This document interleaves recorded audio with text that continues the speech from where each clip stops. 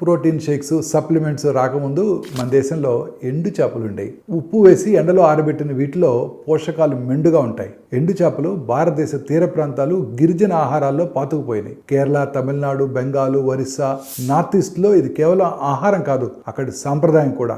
చేపల్ని ఎండలో ఎండబెట్టి రసాయనాలు లేకుండా తయారు చేస్తారు. ఇవి చాలా కాలం నిల్వ ఉంటాయి. పోషకాలు కూడా సమృద్ధిగా ఉంటాయి. వీటి ద్వారా ఎలాంటి శక్తి అందుతుందంటే ప్రోటీన్స్ ఎక్కువగా ఉండటం వల్ల కండరాలు, శరీరం బలంగా ఉంటాయి. కాల్షియం పుష్కలంగా ఉండడం వల్ల ఎముకలు కూడా గట్టిగా ఉంటాయి. ఒమేగా 3 ఫ్యాటీ యాసిడ్స్ కారణంగా గుండె, మెదడుకు చాలా మంచివి. ఇనుము, బి విటమిన్స్, రోగ నిరోధక శక్తి చక్కగా పెరుగుతాయి. వీటి ధర కూడా చాలా తక్కువ.